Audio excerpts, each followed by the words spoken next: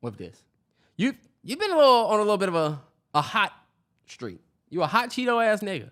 And you look like the nigga that sells them, boy. Oh yeah, you got the Terrance, you look just you like got Chester. the nigga Don't with even you do got that. Chester shades. You look like Chester, boy. You really look like Chester. How do I really look like Chester?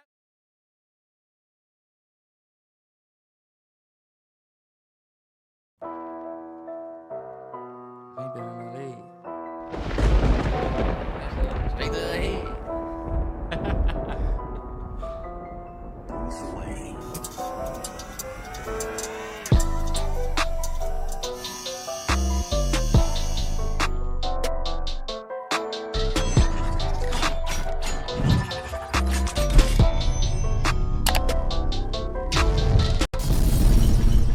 Yo, it's the MalloryBrosPodcast, episode 164. Yes, sir. Stop that. Come on, let's pray on. You got the P prayer queued up. All right. Just right there. Come on, let's pray on it. That's because it's in my in-law downloaded sound. I ain't know if it was that or if it was. What's that future joint? Trap. It start with the prayer. Dun. It come on after March Madness. Times get hard, but I know it's still getting. You not a real Shut up. shit. When you talking about trap niggas? That's what it sounded like you was talking about. You know how you listen to March Madness on 56 Nights and then the Yes. next song has the next song has the P prayer in the beginning. I'm sorry, y'all. We'll figure it out. But We'll figure it out. happy Friday. Welcome to another Mallory Bros podcast. If you're new to the channel, hit the subscribe button. 100. Yeah, my name's Terrell. This is Terrance. Weird as fuck. He's saying weird as fuck because we never do that. Never every time do we that start, shit. Yeah. We just get right to it. You want to just talk about what we look like? We haven't get into it. In my opinion, you look like I ain't even think what you dress like. you look like you getting ready to try out for a T-ball team. You look like or men's softball. okay. You just showed up. They said I had to have a hat, had to have on some athletic wear. You dressed like a paint sample kit of purple. But you like I want to paint my daughter's room purple, and they say here, take these. I knew you was gonna say that I look like something like paint or something linen. Because that's what it looked like. I don't know. You look like you going to a lavender 50th birthday. Did y'all know that this was Balenciaga? Remember when y'all was pissed off about Balenciaga, but then all you pussy niggas went and got it again? I thought that y'all was mad that they was pushing child porn out. They was on that bullshit, and then they stopped. Oh, when did y'all get confirmation that they stopped? Oh, all right. But that was crazy. And that's not Balenciaga that you have on. You just said that so that you could get to that point. You could have made your point separate. Even if I said this was Balenciaga, it's gonna certain niggas that's like, really? Mm-hmm. Fashion has gotten to the point where I am just behind. I'm behind too. Like, it's certain shit that I'm like, that's cool now? Or you behind when you see a viral tweet of y'all niggas still wearing what you just went and bought.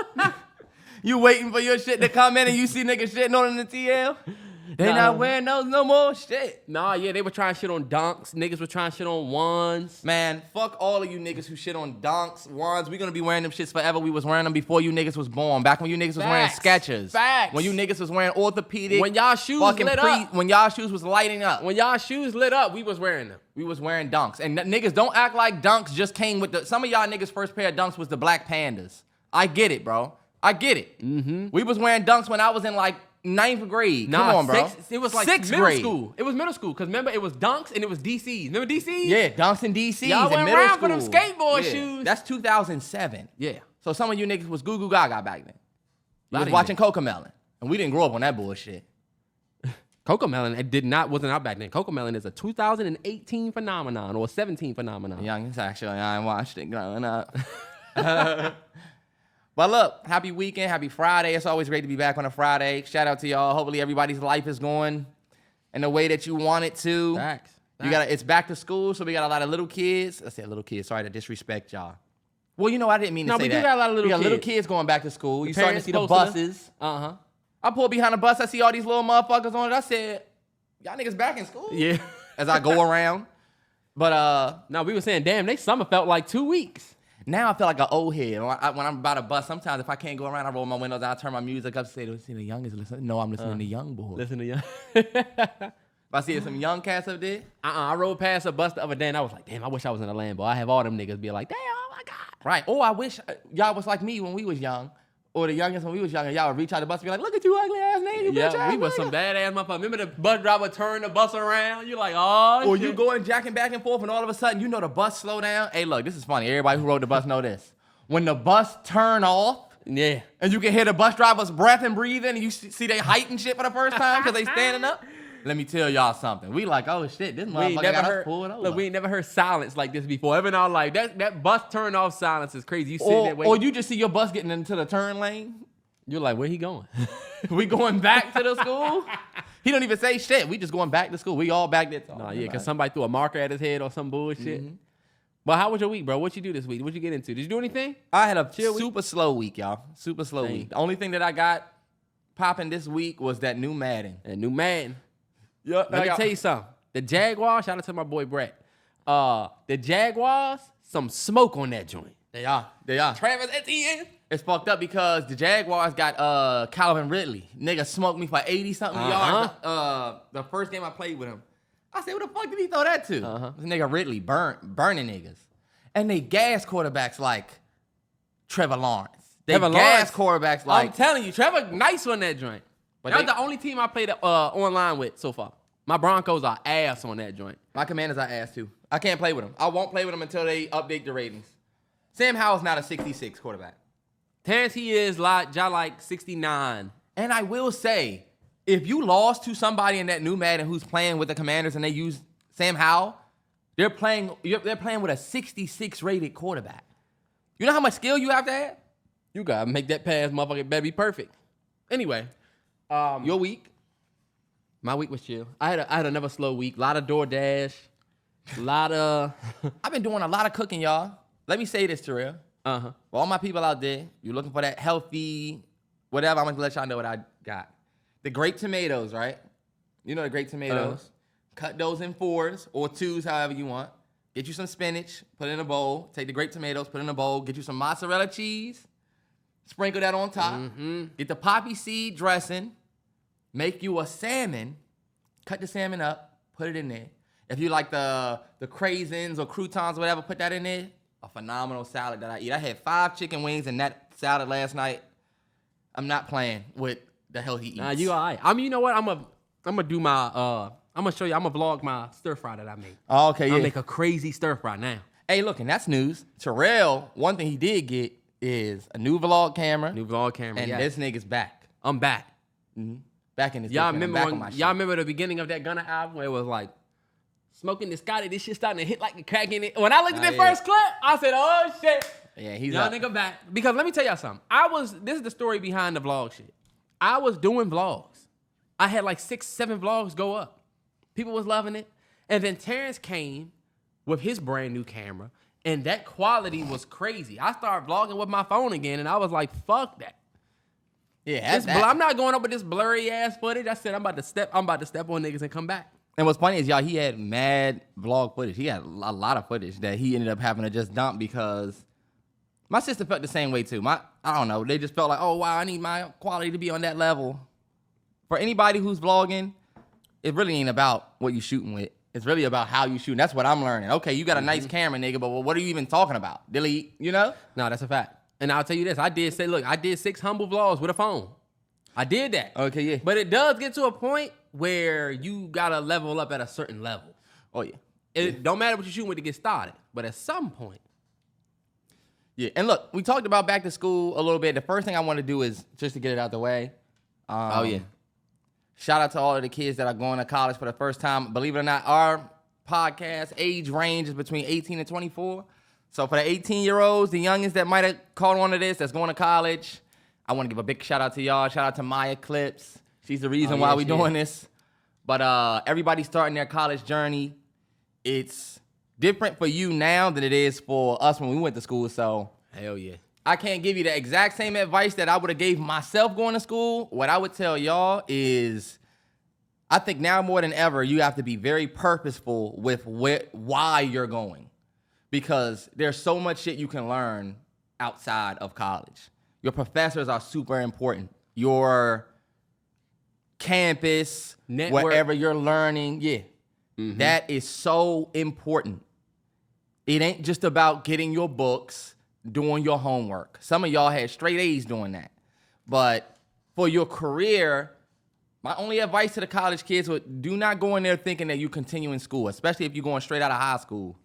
I went straight out of high school, and I was still in a high school mode where when you're in high school, you're waiting for somebody to give you a schedule. You're waiting for somebody to tell you where to go, waiting for somebody to tell you what's next. And at this part of your life, you are picking what's next. And you don't want to be walked into a major or a career path that you didn't really want. You had somebody walk you there, and now you either in debt or you got a degree in something that you don't even want to use. Trust me, there's so many people that have communications degrees and stuff, but now they out here wanting to be something else. There's no shade to those people, but I'm sure they would tell you, just like me, be purposeful for why you're even going. I knew before I left campus that we went to school for film, right? Art major. Shout out to all the art majors out there. We disrespected in the worst ways, especially by old motherfuckers. I knew 2 months before I left campus, I knew I wasn't going to be on a film set for at least 2 years. Yeah. It was just something I knew. I just knew I was going to have to go back home. I didn't have the money to go to LA or relocate to Atlanta. I just didn't have it. So I had to kind of start thinking about that. And that's why this conversation kind of transcends even college, because the networking piece is something that even in my professional career, what took me the furthest was relationships. It don't matter. I always tell people this. It does not matter what you know. And it doesn't matter who you know. It matters who knows you. Mm-hmm. When they say, "Oh, we need a guy that could do graphic design," if somebody's in that room that can say, "I know this guy that actually can do that," that's going to take you further than anything. In my professional career, I would have never gotten as far as I did, even in my retail professional career, even doing this, without relationships. Like, we network as much as possible. That's why that is like the biggest thing. I don't really have much for like the school tip. Yeah. But network. Definitely network. And when they say network, sometimes network is a word that to me is like very general. It's very wide. When we say network, if they say that, hey y'all, everybody who's working in this group together, let's exchange numbers. Get those numbers, save those numbers. Study the people that's around you that have strengths that you don't have. Where if you are in an art school and then this dude is good with graphic design, but your thing is coding or your thing is whatever, make sure you make allies with these people. Hell yeah. Who have these strengths. That's one thing that I really realized that I didn't do when I was in college. If I know this bro was good with cameras, for some reason I saw him as competition. Mm-hmm. And that's just a natural thing, but for real, I should have said, you know what? When I want to get some work done, I need to be cool with him. I can have a camera guy to call. Yeah. You want to be the open book. Fuck the people that's going to sit there and say, oh, this motherfucker trying to be buddy-buddy. That person won't make it nowhere. Right. Trying to be cool. College is not the place to be cool. College is your place to start over. You know how many niggas go to college and get in fraternities and become a frat boy? You know who they was in high school? It was not that dude. But Some of them. I'm not shitting on them. I'm just saying it's your opportunity to start over. So start over the right way, Some of y'all are going to college for the ass, for the booty, for the you watch School Days and you think that that's college. It's not. See, what about the people that's going back? Back to college? Mm-hmm. Well, they already know the grind. They ain't gonna listen to this. They said, fuck it, I just finished my homework. You know what I'm saying? No bullshit. That's why we ain't want to be too long with it. But look, for the people going back to school, I'm happy for you. It's a great thing. I mean, I feel like we wouldn't be who we was if we didn't go to school. Fuck 100%. The money part of it. Remember that the first class we ever took was that behavioral science. Remember they said everybody in the class taking number 1 through 13. It was like at least 150 of us in there. Mm-hmm. 1 through 13, they went all the way up and down. 1, 2, 3, 4, 5, 6, 7. You know how to do everybody pick? Yeah. And then all the ones. If you all the ones, go over here, all the twos. They forced us to like socialize and network early. Mm-hmm. Get everybody's phone number, get everybody's email, put yourself in the group chat. That was early in them early iPhone days too. And look, we was in Florida in film school where we was coming from Maryland, but you got people coming from Knoxville, Tennessee. You got people coming from fucking LA, Memphis, Washington, Texas. Yep. So when we mingle with these people, it could be you and this cowboy dude, or you get with this dude and it's this hood ass nigga from Atlanta, or you get with this dude and this preppy dude from LA. Yep. So that's kind of why we didn't have our lingo down there. It was just about work. Yeah. But that's why when we came back though, like, I can mingle with anybody. I would argue that that's one of the reasons why this podcast is successful. I would say that. So many people can relate because it's real easy to. Yeah, me and Terrell had that thick DMV accent that we had before we left. Yeah, yikes. Not shitting on it. But yeah. I fucking hate having to give a disclaimer for everything because motherfuckers getting their feelings and don't know how to take shit for what it really is. Because, people start feeling away. That's what I started realizing. Nah, for real. Well, Terrell had a tweet go viral this week. My man getting ready to run the memes up. Elon. Talk to me nice. But nah, I at this point, everybody's already seen, like, Keke Palmer. This nigga try to, when people say they viral, at this point, y'all probably seen it. No, I'm not even talking about my tweet. I'm not talking about my tweet. Oh, okay, yeah, okay. That would be insane. Yeah. You know how people do that, though. Nah, yeah, they do. Keke Palmer linked up with Usher for the Boyfriend video. So basically, Usher has a new song called Boyfriend. It's actually a dope track. I ain't gonna lie. Are you kidding me? That joint is actually fire. Terrance, take away the Keke part of it. The song is I said I heard that your boyfriend's looking for me. Usher. That is cool. I hate to be the age person. That is cool. But Usher, you too smooth, too great of a dude to even be talking about boyfriends looking for you. It's just corny. I'm sorry. Yeah, None of it was cool. I don't see why he's making Usher, you're now a part of the corniness. Because do you got a new album coming out, Ush? Is this the push-out single for the album? He does have an album coming. He just did the Good joint with 21 Savage and Summer Walker, which was trash. This joint, I don't think Usher's best years are behind him. That's why he's doing a fucking tour of all his best shit. Yeah. But it's not good. It was kind of corny. It would be a better song for like what's my man from Grownish? Trevor. It definitely sounds like it would be playing on Grownish when Holly Shaheed or whatever that girl's name is, she doing her work. That's what it sounds like. Nah, for real. But long story less long, basically Keke Palmer doubled down on the whole, shit with triple down. This is the quadruple down. Quadruple down. And I had a tweet that went viral because I was talking about how she, you had the situation where you were showing ass. I don't give a fuck what the lady say. You was popping ass for Usher. And then your man got mad and he tweeted about you being a mom. And then that made him a villain. All the men came out and said, we get what bruh said on the TL, right? We could play the semantics, but he said, we get what he said on the TL. But that shit was disrespectful. So that's where we kind of split off. Now she goes and gets with the nigga that she disrespected you with and does a video where this nigga's talking about, I heard your boyfriend looking for me. So now you dancing to this nigga saying that. To me, that's just the ultimate shit that would piss me off. And it like, if she's doing it to piss him off, it is a great thing because it would work. That shit would piss me. If that was my baby situation, mother too. That's your baby mom's. Right. That's what people forget. They child not even 6 months yet. And you wilding like this? She's going outside and let me just say this before you start, Terrance. I'm not even going to start. Go ahead. Let me just say this before you start. I realized something about the Keke Palmer situation. We won't agree as men and women about the disrespect initially. A lot of women don't see what Keke did at the concert as disrespectful. And that's a lot of times where the conversation changed. Yeah. And that's why I'm arguing with my girl and I'm like, you know what? Like, she get it. I get how that looks disrespectful. But at the same time, the women are going to value that tweet as more disrespectful than what she did at the concert. And that's why none of us will ever agree with this whole situation. And that's what I realized. I'm like, there's no point in us really arguing anymore because we just think different. Men saw what she did at the concert and made it a thing, which is why he responded. Mm-hmm. You know what I'm saying? Y'all are not going to like me. I'm just going to say that. But big dog status bill cutter. I ball at small with my brothers. Go yard bag tote the cutter. I got it out the field. Fuck Russell. Why? Future was corny. Why?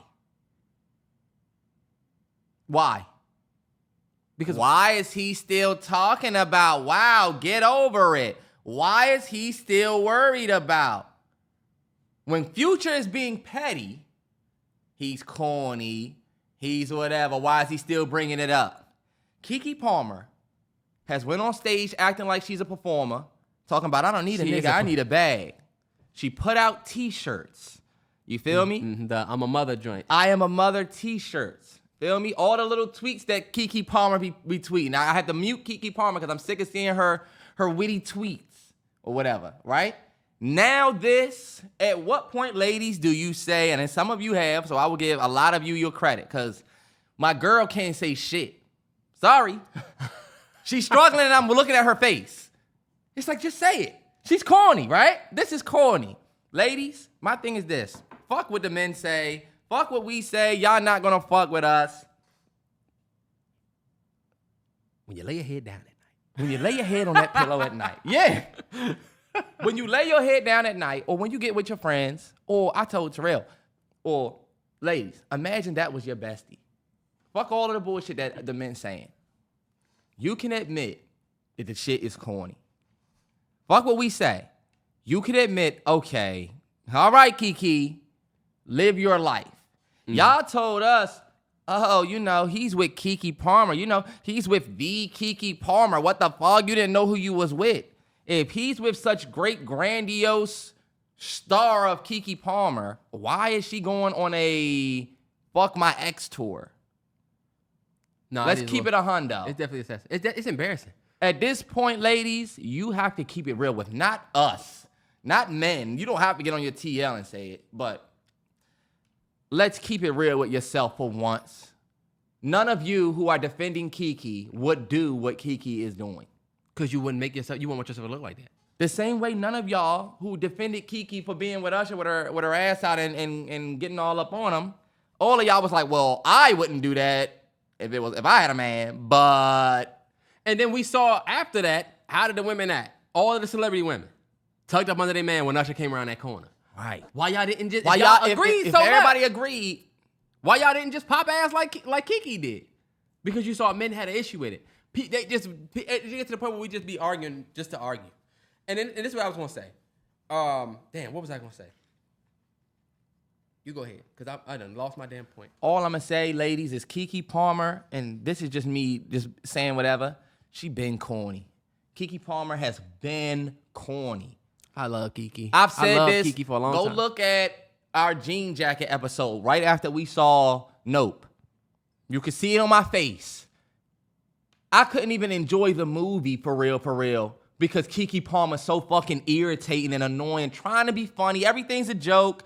Everything she's trying to be funny. I get it. Such a I don't think she's funny. I've always felt like she's like that corny girl. Me and Terrell had this corny ass girl we used to go to school with say that me and Terrell was corny in high school. First off, and those are the type of women that remind me of Keke Palmer.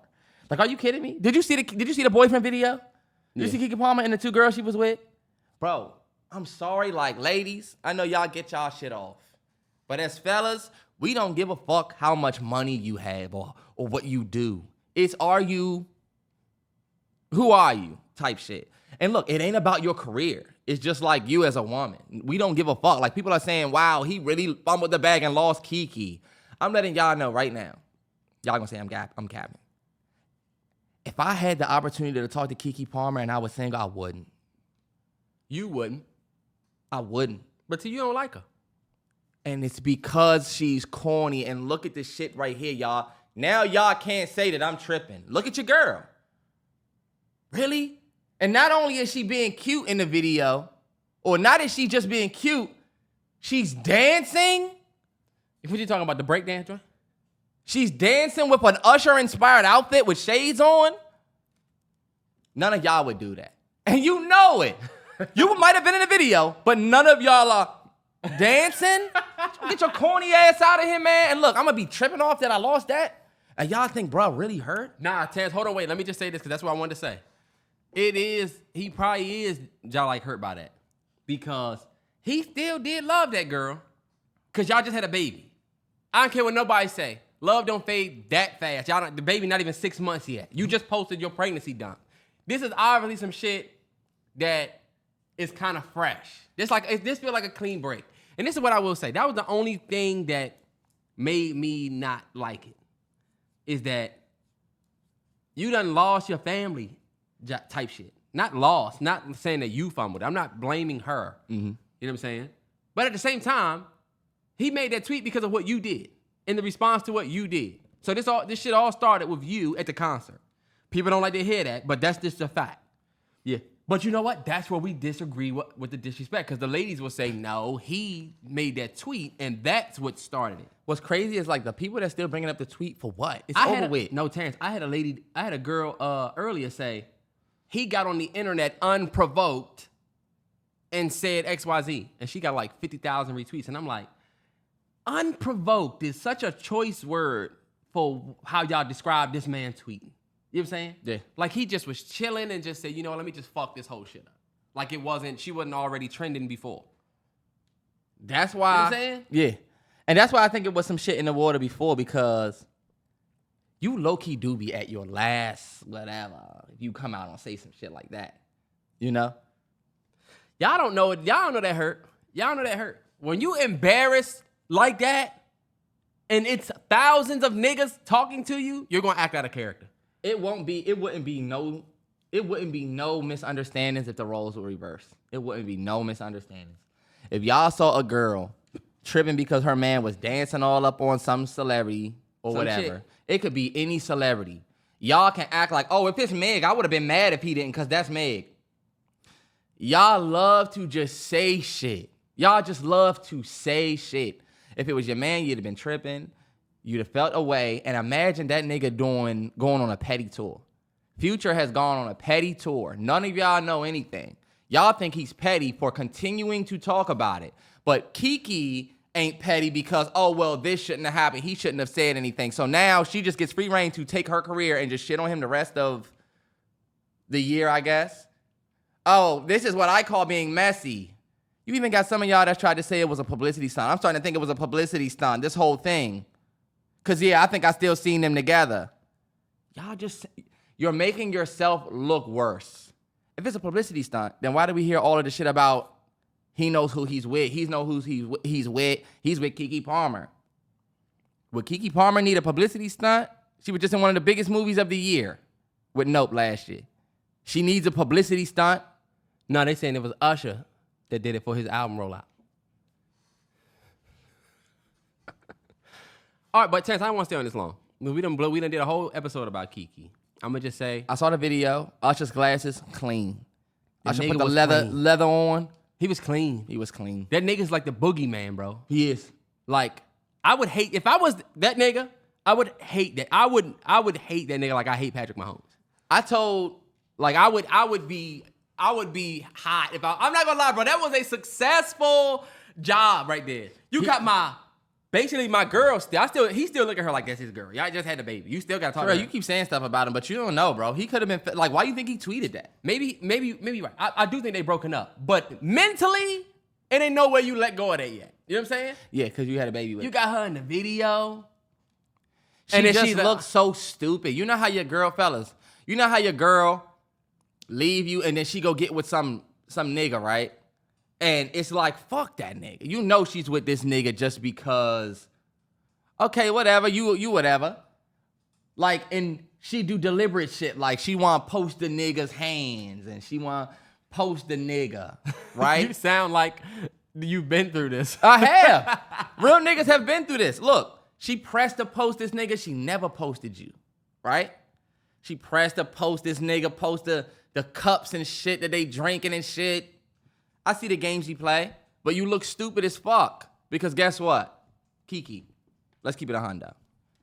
Y'all don't want me to really get off on how I felt. All I'm going to say is it's X behavior. I get it. It's typical X behavior. Y'all see Kim K at the Drake concert? Nah, yeah, I seen that. X behavior. Okay, I get it. Nah, honestly, that to me was different. That to me is like, if I'm Kanye, I'm going to be like, do you know that this nigga threatened to come to our house, prep down the block? Make a right. You ain't see the tweet where they talked about what Kim K was like, you threatened my husband or our kids again? But now you up at the nigga's concert. And she was clutching the pearls looking at that nigga walk up the steps. She would look very interested. She was waiting for the nigga to come up the steps. That's just Ending this situation all by saying this, y'all. You have to keep it real of yourself at some point. ladies. It's cool to say that both of them are corny. The dude was corny for tweeting what he tweeted a month ago. And Keke is corny as fuck for putting out T-shirts. How many of y'all bought them T-shirts? Right. The dance. How many of y'all learned to dance? Right. How many of y'all give a fuck about this song for real? Oh, she's being messy. And now you going back to listening to Pound Town. Like, get the fuck out of here. And then she's in a video with that fucking blue in her hair. What is this, 2007? What the fuck? She looked nice. Corny as fuck. She did look nice. She did look nice in the video. Keep it up. Fellas, when your girl come home with, when your girl come home, fellas, with the blue in her hair? Oh, Christ. Terrance, don't do that. Or your girl come home with the don't. The green? Oh, you wanted to do something different, huh? She walking around looking like a fucking cosplay for the next month and a half? I'm gonna let you rock. Is that fucked up? Terrance, yes, niggas got on podcasts and said they didn't like braids and got killed for years. I don't want to join braids.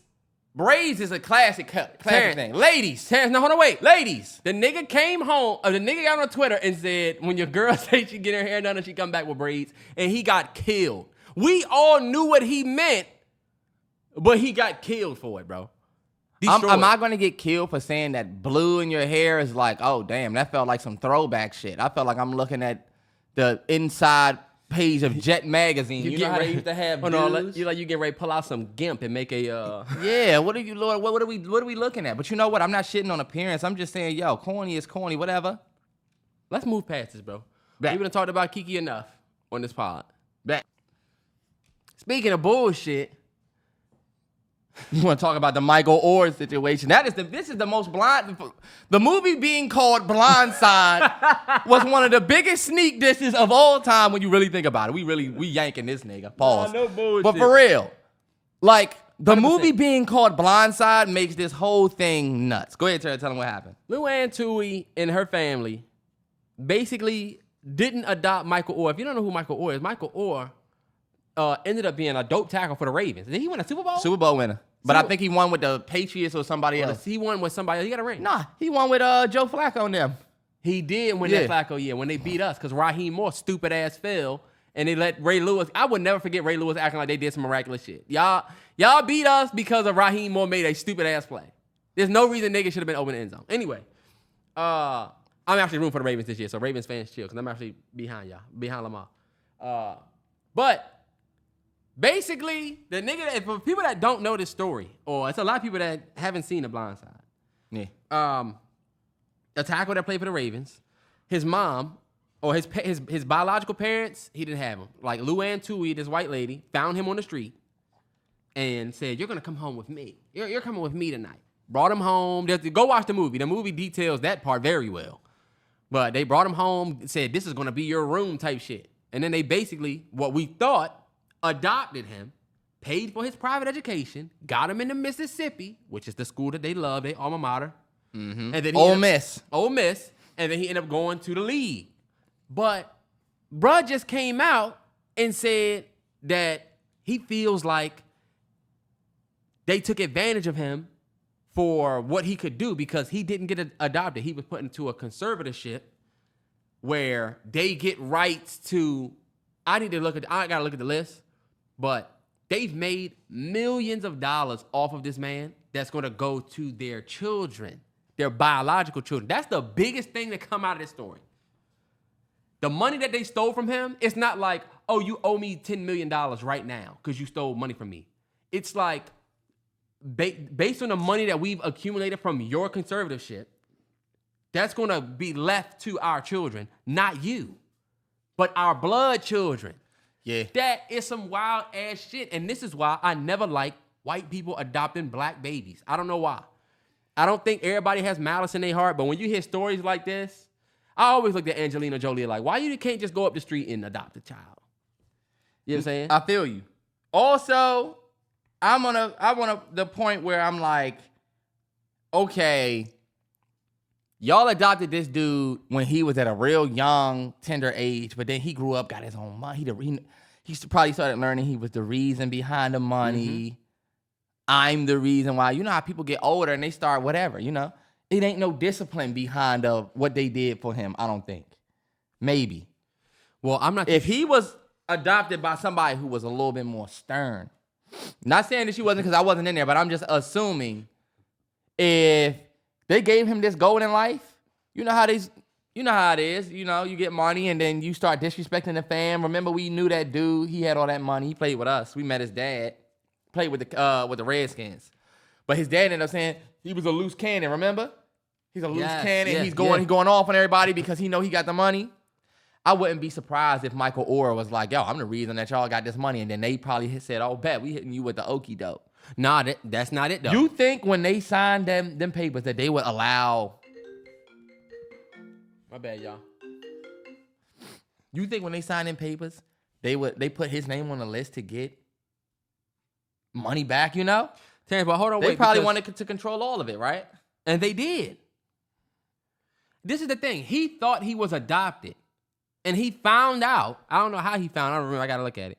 He found out that it was not adoption. It was like conservatorship, which means it's almost like me claiming you it's almost like you found out I've been claiming you on my taxes type shit. Yeah, but you didn't legally. But like I thought y'all was just taking care of me type shit, but you getting money from this? Right. And where's that money going? Oh, it's going to your children. That is fucked up. The money he earned goes to their children, not him. And this is what people were saying. People were saying like, oh, Michael Oher probably is just hurting for cash, or them people, if it wasn't for them people taking him in, he would have never made it to the league. And there's some truth to that. Yeah. But I think this is the bigger conversation that we talk about when we talk about like legacy and generational wealth. You know what I'm saying? Because they want you to get millions right now, and then you piss away your millions and we don't got to worry about you. They don't want you to go and buy a bunch of land and buy a bunch of assets that's going to appreciate that you could give to your kids. You know what I'm saying? They want you to do what P and Coach P and what's the name did with quality control and just sell it. Yeah. Take a big lump sum of money and then give us this big fucking factory of wealth that we can, you know what I'm saying, employ our families with. Yeah. So that's why I look at it different because, okay, yeah, he made a couple million, he made some millions in the league. But now, when you look back, if this situation is affecting what he can hand down to his children, then it's fucked up. Yeah, especially when you're the breadwinner, when you're the person that is the reason for all of it. Say what y'all want about getting somebody to the league. I don't give a fuck if you ran miles with this little boy, you took him to every practice. That doesn't entitle you to even half of the millions that he make when he get in the league. It's his talent. It's his life. And it's his decision on whether he should give it to you or not. Right. And you can't throw your choice to help me in my face. Like, because I didn't ask you to help me. You don't reach your hand out and then put that all in my face the rest of my life. Like, people will help you, and then you'll realize, oh, you was just helping me for this part. And that's what it looks like. Yeah. It looked like, damn, did y'all just take me in because you saw I was a big dude and you love Ole Miss, and coincidentally, I'm playing tackle and I'm going to Ole Miss. Like, that shit is not a coincidence. And he knows that. And that, what, y'all gonna say he lying? He lived it. We know it. We watched the damn movie. Bro, there's a part in the movie where the lady was like, you don't think that they stealing your money? You don't think that they doing this to you? You don't think they trying to play you? And he was sitting there, they make this nigga look like the biggest, like, it is the worst. It's like the whole white savior, troublesome black dude saved by a white person. You know what I'm saying? Like it's the classic white savior trope that movie is. But they say what actually happens in that film. Let me ask you this. Do you think a caterpillar knows what he looks like when you think a caterpillar knows what he's going to look like when he gets out the cocoon? Or do you think he just get in and then has to figure it out? Because the analogy I was going to use is like, you got to be careful of people who didn't fuck with you before you got in the cocoon.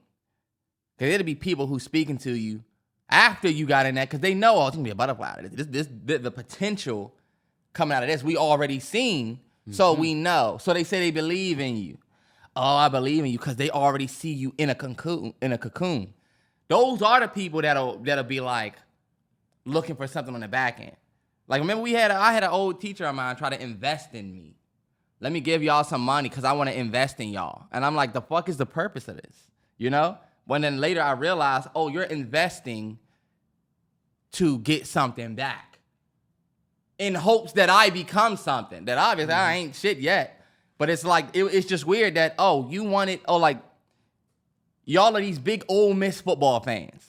And you wanted to take this dude in to your family. And then all of a sudden, he's playing for Ole Miss. He's a great linebacker. You probably saw him in a cocoon. Look at that guy. Look at that big fucker. He's fucking tall as fuck. He could play football for Ole Miss. A great story. It's like finding, you know what I'm saying? You found the Iron Giant and you put him in a great school, put him in a great system, and got him to the NFL. But do they give a fuck about him for real, or did they give a fuck about what opportunity he could bring to their family? They give a fuck about you like you give a fuck about your dog. Right. You know what I'm saying? And it could be. I hate to use that analogy, but they used to say, like, they'll treat you like a dog. Yeah. It'll show you the most love. It's great, but you still have to shit outside and you can't sit at the table. You're not the same as you family. Like, I would do anything for you. But when it come down to it, you not them. And what does support look like with Michael Oher trying to reconnect with some of his real family members? What does it look like Michael Oher trying to get back to his roots? That's what I always think about, the black kid that'll get adopted by like a white person or any other race family. It's like, when you get back to your roots, is there support in that? Like, and you trying to find. And you trying to not even go back or ditch, but you might be trying to reconnect dots. That's why I said, once Michael Oher probably got out the cocoon and seen what type of dude he was, I'm built for this. Like, this was supposed to happen. Like, I'm the one that was able to make this shit happen. You do start feeling yourself different. And you'll challenge everybody's intention. I'm sure he challenged their intention towards certain points like, yo, is this all just because I had athletic ability and, like, was I y'all meal ticket? Come on. At a certain point, Michael Oher still got to have all those white people probably come over for Thanksgiving, whatever.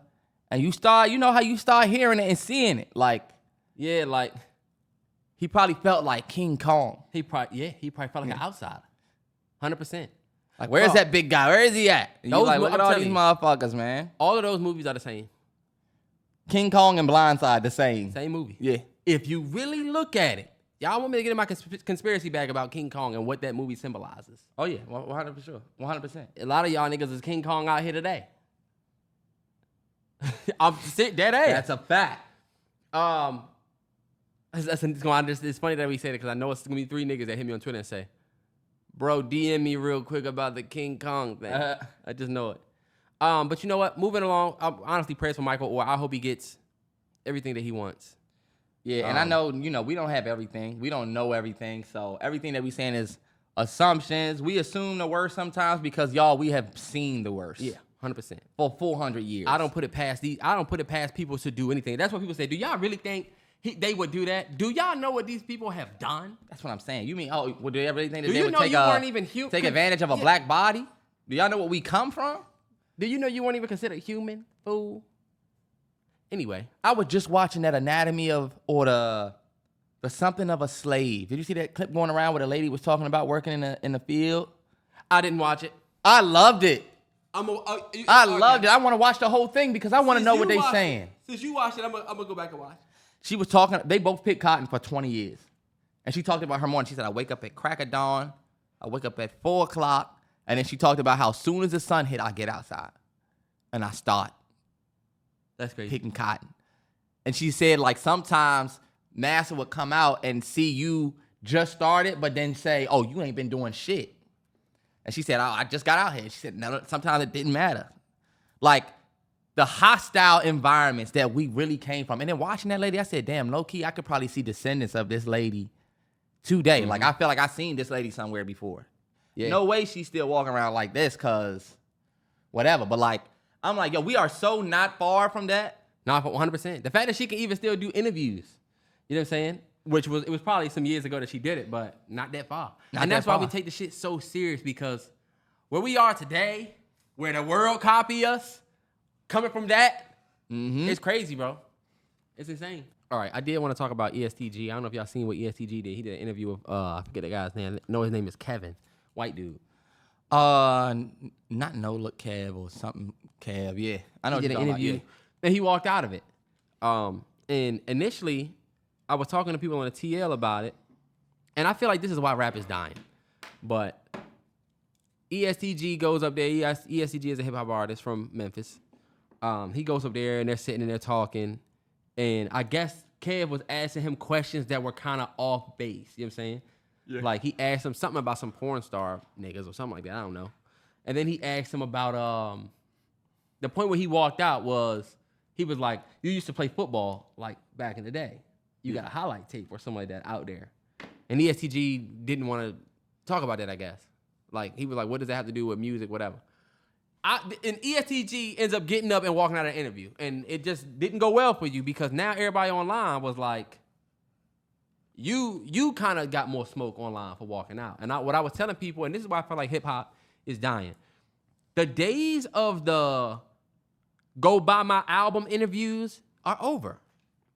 We hadn't talked about the Bobby Altalk chick, but if you look at how people are doing it, like Offset has an album coming out. He just sat down with her. You know what I'm saying? They got an interview and come out. It's probably gonna be funny and kind of quirky and awkward. Drake got an album coming out. He sat down with her. You know what I'm saying? Yeah. It makes sense. Like the way people promote things are a little bit different. Kai Cenat just signed with Kick. I mean, just got on Kick for real. He's the biggest streamer, but he goes and does the Yachty interview.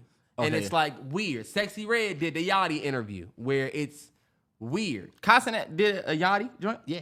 Oh, wow. All right, bet. But that weird. So Yachty's doing interviews now? Yes. Okay. He has a podcast. Yeah. Where? New Oprahs. Go ahead. Yeah. But that's the new style of promotion. I honestly thought, you sitting down with Kev, first of all, do you even know that's why I said his team took an L. Do you even know what this platform is about? That's like you go do a Nardwuar interview and you're weirded out by the fact that he knows a bunch of shit about you. Do you not watch or understand the platform that you're sitting down at? So that's to me an L on his team's behalf. Secondly, ESTG, you're not really much to, I'm saying like, there's not really much to you. We know you rap about street shit. You're sitting down. This nigga's asking you like questions that are kind of weird. That would have been a dope moment for you to show some charisma and like bounce off. You got a highlight tape out there, so what? Yeah, I used to play football when I was young. Like you can gain fans here. Yeah. This audience is looking for you to answer those weird questions. They're looking for you to see how you're gonna respond to K's questions. Yeah. You walk out and then he gets on IG and says, this nigga was asking me about all this bullshit when I got an album coming out. They literally posted a clip of ESTG where the dude said, man, you got a lot of music coming out. What you thinking? He's just like, yeah. All right, nigga, so you really don't want to talk. Why are you up here? That's why you niggas are not likable. And this is why niggas can't sell out. Like, you can sell an album, and then you feel like you want to go on tour, and you got to stick to doing, like, Highline ballrooms in small locations because you're really not likable. I don't want to come and see you. You're not a nice guy. Yeah. And you'll notice some of the bigger artists are the ones that are the most socially, you know what I'm saying? Transcendent. Yeah, they can transcend races, countries. 100%. People out in other countries can fuck with me because at the end of the day, it is about you being a dope human being. Yeah. We don't fuck with J. Cole only because of music. We fuck with J. Cole because outside the music, we say, oh, yo, he's a dope human being. He's actually a dope guy. Yeah. He'll show vulnerability. Look at people like, of course you have Drake, which is probably the highest level of it. But look at like Drewski. The reason why Drewski works is because that Kyle Rogers shit he was doing, the white boy shit. Yeah. Plus he has too many audiences he could tap into. And let's just keep it music. Like, look at street artists. Like, who's a street artist that I felt like is a good interview? I would say even. Let's go look at Dirk. Didn't Dirk do an interview with I've seen a couple of Dirk interviews. I think I watched the Dirk Nardwuar interview. Right? Dirk is cool. Dirk and Baby are... Only reason why I use them two is because they have every reason to say, fuck this shit, just talk about my music. But you'll see, even they will give like some push-pull with some shit. You know what I'm saying? All right, bet. He asked me about this. I'm going to just laugh it off and play with him. Remember Baby did the interview with, was it Joe Budden? That was a while ago, yeah. It was a minute ago, but it was like, yo, he didn't have to respect Joe Budden. Like, whatever. It's like, I'm doing an interview and then my brand is right here. Like, it's your brand. No, like you just low key tanked other interviews you could have got because they're gonna say, well, we don't want to bring him up here and piss him off. Or what are you going to talk about? You're not going to talk about shit.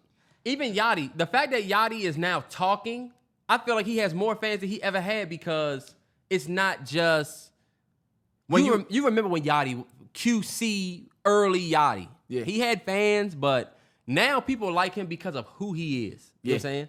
And I feel like you got to take those opportunities to grow your brand personally. And I feel like that's where rap will fall off. That's where these niggas that want to do rock, they was calling it rock hop or hip rock. It will never be that, yo. It's just rock.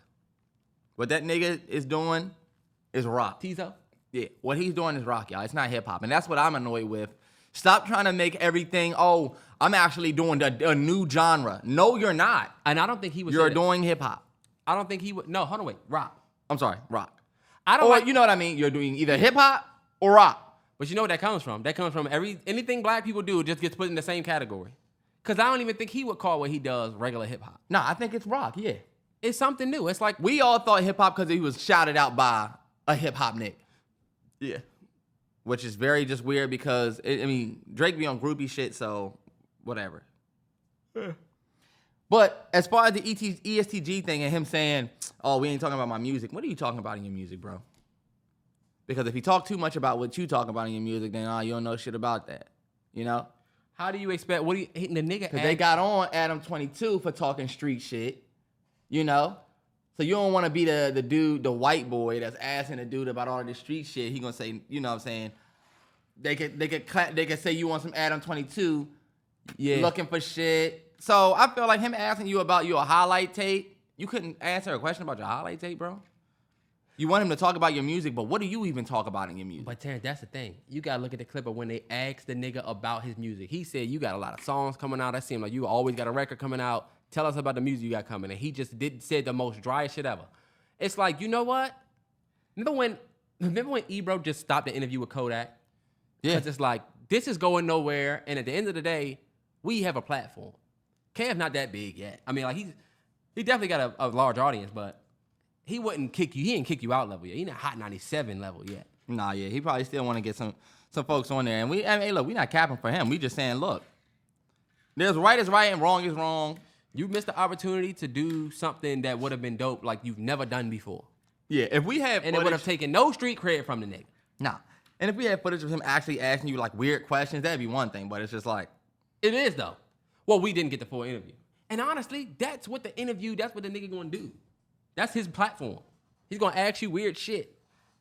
As far as like the Bobby Altoff chick and this new age of like interviewing and stuff like that, it is definitely getting much more away from the music. You saying people like Yachty because of Yachty's music more because of who he is also telling. Because you also have people who are like who somebody is so much that they'll like anything they do. You know? Mm-hmm. You like this dude so much that he could put out anything and you'll support it. And you like this person so much that when you see others criticize, you feel like they hating or they attacking. And it's my thing. I use this as an example all the time. Y'all have no cut cards for the WNBA. None. I watch you niggas with no hezzy shit on the WNBA. You're not thinking about who likes the WNBA. And it's a great example because, look, all of you niggas are probably sucking your teeth. You probably pissed off or whatever, fuck the WNBA. But when somebody talks like that about something you like, you're quick to call them a hater. You're quick to say bad take. You're quick to talk about how, wow, what the fuck is a big deal? Why the fuck are you so worried about it? But are you really paying attention to yourself? Some of y'all niggas out there. This nigga, and don't take no offense to this, y'all, because I know we got folks that watch anime that watch this. This nigga said, I'm under them posts. First and foremost, let me just say I've been talking shit about my Mystics playing at Aces. We got smoked. I don't know if you saw that. Asia Wilson put up her career high 40 points on us. It's like she heard me talking shit or some shit. But she the best in the league, ain't she? That's the MVP. That's the MVP. That is the W. The LeBron of that league. Fuck everybody when they talking. Breanna Stewart. All right. All that, whatever. We know who runs the W. Even though they have a million stars on their team. When I'm under them comments and I'm looking down there, I seen this one dude who said something like, "Who gives a fuck?" or "What the who the fuck is this? Why even get back to the kitchen?" All of that shit, right? Go to his page. This nigga got Dragon Ball Z and Jet shit, right? If I said, who gives a fuck about Dragon Ball Z? You would probably talk about all the fans they got, all the episodes, and how the community's big and all of that, right? You'd be feeling attacked. It's some of y'all right now that love Dragon Ball Z. If I said, yo, fuck Dragon Ball Z, yeah, what the fuck? Who the fuck watches that? How would y'all feel? Like, you would feel like, damn, but some of you are so unhinged on the shit that you don't like. And that's the culture we live in. If you like some shit, you will go to battle for that shit. Yep. But also, if you don't like some shit, you will completely disregard it. Roddy Ricch, when he came out with that song, and it was just a snippet, everybody was calling it mid. I put on everything. They didn't even listen to the song. Y'all just called it mid. And it speaks to how if you don't fuck with it, you can say fuck it. You will not give a fuck. But as soon as somebody talks about your fave, the Nicki Minaj fans, Cardi B fans, they hell. Future fans, we can be hell. J. Cole, we can be hell. Beyonce, Drake, we can be hell. Beyonce fans are the absolute worst fan base. How? Y'all don't hold Beyonce accountable at all. Yes, we do. I didn't like that shit she did with Lizzo. And I got to keep it 100. What did she do with Lizzo? She said, I love you, Lizzo. Shout out to Lizzo or someone on the stage. And everybody, you know what the Beyonce fans were saying? Beyonce, why you do this? You never get out and you never do shit like this. First of all, the case is still fresh. Why would you come out and say I love you, Lizzo? This girl, if she's guilty, now you look like you supporting her. And what do all the pages say? Beyonce comes out in support of Lizzo. And that's my thing. Beyonce probably had some backup dancers say she was rude to us. And Beyonce that shit probably struck a chord. I know what them bitches doing. Lizzo, don't give a fuck about them bitches. You know what? Do you want to open up for my tour in DC? Terrance, see, you were about to be sick. Up. That's what's Lizzo's song?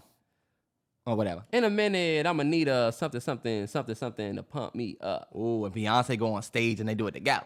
Why men great till they gotta be great? What'd she say? Yeah. Lizzo got some joints. Come on. She got some joints for Target. The joint where you said, do I want to get these good gathers or do I want to get good and gather? Do I want to get the good and gather? I want to save money. Market pantry. Market pantry or good and gather. Hey, fellas. I feel like that's two different things. If you need to go set of white tees and you don't feel like waiting on Amazon, go to Target and get the Goodfellow joint. Man, I think Goodfellow tees y'all got it. It's a step past undershirt. Goodfellow tees not better than them Hanes Slim Hell Fit. No. Get the Hanes Slim Fit. They cost more than the Goodfellas. If you want a black box, it's $20. If you want a translucent tee, you put that joint on, you can see your whole anatomy. Go ahead and get that. It's gonna be. You took that picture yourself? Nah, A-Train took this pic on her. That's a dope ass background. I love it, man. I love it. And you set it up yourself? You ain't see when she posted this on her story? Mm-mm. Man, I love it. That's fire. And how it goes behind it? Yeah. But back to what I was saying about the what was I saying? The Beyonce fans, the worst fan base. Why are we the worst fan base though? Because what happened? Beyonce will mess up in a performance. And oh my God, did you see how she was able to get back on her feet? Did you see how she was able to? Oh, look, and they tried to say that she was adding to her show. Beyonce got up there and was she like. She did a misstep. She was walking different from her fans. Beyonce will forget her words. Saying no, she does not. On top. She does and not they'll say, look at the queen. A slight stumble and still got back. But with somebody else. Like Rihanna when she did the Super Bowl performance. All of this hate from Terrance, we didn't say Beyonce nothing. fan. Are you kidding me? Terrance, this is what happened. I couldn't even come on here and give a good review for the Super Bowl joint because you said, I mean, it really wasn't a performance. Terrance, I mean, it really wasn't. Y'all gave y'all recaps like this looking at us. Look, it was a good performance. And what do you? It's like, damn, we chilling. No, you wasn't because you had smoke. You had smoke. It Even wasn't after that great. It wasn't I called that great. him. Look, after y'all, I called him and this nigga's like, I'm like, you didn't like the performance? Of course. That shit was all right. But long story less long, the fandom and being a fan of shit. I actually had a little tweet that did a little bit of numbers that I realized it didn't do as many numbers because it's going to hit a lot of chords with people or it's going to strike a lot of chords with people. But I was like, yo, y'all really don't think for yourself these days. Nobody does, it seems like. A lot of you are waiting for your favorite artist or favorite actor or favorite celebrity or social media influencer to say, hey, y'all, you know, we doing this now. We not drinking, look, we not drinking almond milk no more. Fuck y'all, we drinking Bisquick, chocolate milk. You niggas will be out here, yeah, you know, we got the Bisquick. You know, I'm on Bisquick. And you acting like you fucked with it. Like, you're acting like you have taste. Like, you actually were in the store somewhere and saw, you know what I'm saying? You went out to the store and you saw a Miri on the shelf and you decided to wear it. All of you niggas that wear a Miri right now, I'm challenging all of you. All of you niggas that wear a Miri, say that you wear it for yourself and that you didn't wear it because another nigga told you to get it. Because baby said, all you niggas that got Chrome Heart, say right now that you wear it because you saw it in a fashion magazine or you saw it on a shelf and you wearing it because you wanted to wear it. Balenciaga, you're wearing it because you wanted to wear it or you saw somebody else with it. It's cool. And that's why, look, you don't got to keep it real with me. Look in the mirror and keep it real with yourself. And that's why these what's them bracelets I was just talking about? Van Cleef. Them Van Cleef bracelets is going crazy right now because that's like the new thing that everybody's going to wear. Mm-hmm. Did y'all was looking on the shelf? It does, but you got to think about it, Terrance, because sometimes it is a trend. You know what I'm saying? We've gotten away from fashion trend though. But sometimes, no, I would say we still follow trends like Well, we do. The graphic tees came and went away, and then they came back. Yeah. You know what I'm saying? And look, those are that's like the natural flow. What is the thing in Finding Nemo? That's that. The EAC, the East Atlantic Current. Hold on, Cuckoo, back to the big. What? The EAC is what it is. Yeah. It's like that. Like, the world is gonna move in a way. I'm not shitting on people who might say, yo, people wearing graphic tees, I'm gonna get a graphic tee. I'm not talking about that. I'm talking about people who will literally go and get something that their favorite artist is wearing, or your favorite. You got people who get real cocky too. Like people that like us talking about the nigga from the last podcast. Remember the nigga that was wearing whatever? Mm-hmm. And those are the niggas that I'm talking about. Like, we know we could tell who you a fan of by the shit that you like. And like, those are people I'm talking about. Not people like, put it like this. You could say that I follow a trend, but point to the nigga that trend that I'm following. You know? That's true. And my thing is, I followed trends at a certain point, or I followed behind niggas at a certain point, and I wasn't afraid to say it. I didn't feel like I was in my feelings when niggas said it. I felt like there's people who follow other people, and they do what other people do, but soon as you say, oh, you only doing that because you saw them do it, you get offended. Yeah. And it's like, what you getting offended for? You feel me? When I put... that shit stings. Because it stings. You like the jellyfish. You done fell off the current, now you got to deal with me. I mean, because the truth hurts sometimes, but like, there's nothing wrong with being inspired. But now we live in a day and age where inspiration is now fueled and followed by hate when somebody else talk about it or don't like it. Yeah. Like, y'all like this new dude, Tizo, and his music, and a lot of y'all are gassing it for the simple fact that Drake gave him a shout out. You feel me? And now other people criticizing, oh, bruh said, oh, y'all don't have taste or something like that. And it's like, what are we really talking about? Like, are we really talking about taste, or are we talking about hype? Or are we talking about what he said is popping, so it's popping? Now, what happens when that person really does pop off? What you mean? Like Ice Spice. People hated on Ice Spice. You know what I'm saying? There was a lot of Ice Spice hating. People said, oh, she's just an industry darling now. She's like people calling her industry plant. They called a girl Bobby an industry plant. Which she definitely kind of, it's weird as fuck. Even Sexy Red. Yeah. So, but when those people pop off, then it looks like they really was that. But sometimes all it takes is a certain cosign to get people to start backing you. And that's why I said we live in a different age now. We live in a different age now. Like, people say the Drake stamp. Oh, he got a Drake stamp. Yo, the Drake stamp, let's keep it a hundo. The Drake stamp doesn't always mean quality. The Drake stamp just means a lot of more people are gonna fuck with it. Oh, they got this restaurant got the Drake stamp. So a bunch of people gonna get in line for it, but the Drake stamp doesn't mean the restaurant food was good. But when has the Drake stamp not worked? And you know, we talked about that. Like, Drake stamp hasn't worked. Like, Block, Drake. Only thing I can think of is Block Boy JB. Just the one. I'll give you the most two recent Drake stamps. The Tizo dude, right? Mm-hmm. He got a Drake stamp. But when we went and listened to the music, we was all like, the fuck is this? And look, it's no hate on bruh, because I can get it to not be for us. But also, I'm looking for Drake to give a stamp. We calling it a Drake stamp because we came from a J stamp. The J stamp. That was and I said this to Terrell. With Jay, Jay gave us quality. Rihanna. Yay. Fucking Yay. J. Cole. Yay. Look at Wayne. Gave us quality. Nicki. Drake. Feel me? Even look at, who else did I name that I said gave us some quality? You even got artists like Eminem who gave us 50 Cent. Yeah. Feel me? Like, I'm looking for Drake to do that. You put Sexy Red to headline your tour. It just lets me know, okay, you just low-key like a hype boy. You're just like for the hype. Okay, since Sexy Red is popping on TikTok and shit, she's gonna go in the front of your tour. Well, that's how I get the ladies. Same thing It's about with, selling tickets, though. Same thing with him and Ice Spice. Like, okay, so Ice Spice is cool with Nicki. Like, why is Ice Spice not on your tour? Like, there's no line to draw besides, oh, they popping, so now I'm fucking with you. You know what I mean? Mm-hmm. And that's why I said when you say hip hop is dead, it kind of is, because look, even J. Cole, who are you passing the torch to? Who are our guys bringing in? Kendrick is bringing in Baby Keem. Who he's writing for. And Terrell would never let that go. I'll never let it go. But you got JID. Look, Now, this is and what, Dreamville is dope. This is what I say though about what you're saying. They don't have the star power that we've These experienced. stamps don't always mean quality anymore. It just means hype. Hold on, wait though, because Would JID Drake is have quality. went and got Sexy Red out of the mud with no hype and put her on his tour? No. He did it with the City Girls.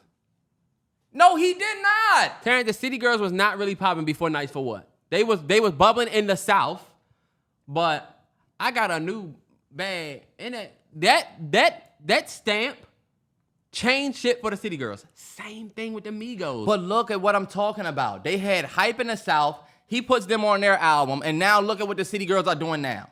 But it's like, you're right. It doesn't always mean quality. It just means, oh, they was hype, so now What about more hype, and then they go to be what? But look, Drake has done that for a couple people that turned into quality though. Giveon,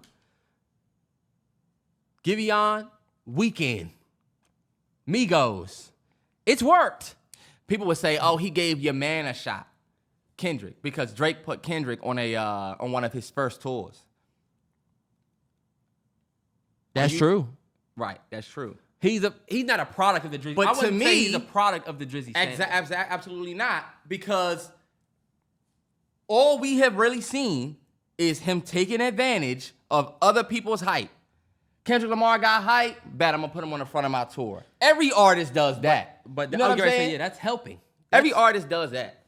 But now we at a point where, oh, that's the Drizzy stamp. Oh, that's the Drizzy stamp. Okay, well, now I look at the Drizzy stamp a little bit different now. Now I look at it like, okay, everybody's just fucking with it, so he's gonna say he felt like the Bobby Altoff chick. The Central C. Even Central C. Central C was already popping. It was dope to see them link up because it's kind of like what you say about like Nicki and Cardi. It's the same thing. It's your same argument. About Cardi? About Cardi and Nicki. How you say they just wait for the hype shit and then hop on the hype track. Because I don't look at him getting with Central C as, I look at him like, yo, I'm the biggest rapper in the game. Yeah. So me linking up with you is only gonna take you to the next level. And it's kind of the same thing for Sexy Red or the same thing for this Tizo dude. I didn't even know Tizo, who he was. I didn't even remember his part from the Travis Scott. That was his part. On the end of, what was that? Was that Modern Jam? I don't remember. He was on Modern Jam. You remember that part? Something right, yeah. Then it goes back to the... Oh, yeah. That was his part. And I'm like, if I would have known that was him, then I would have already known what I was going to get from his music. Right. I get it. And I'm not trying to be closed-minded with the music, y'all. I'm really not. I just feel like it just looks weird sometimes. Now it don't seem like people are saying, yo, this is the next quality that y'all haven't seen. It's, oh, y'all saw that quality, so I'm going to reach my hand out to what y'all already seen to take it to an even higher level. But what are you putting at this level? It's almost like me as an eagle taking a pigeon up this high. I'm taking them up this high. Look, y'all. And then when I let it go, there's no way that they would stay up here.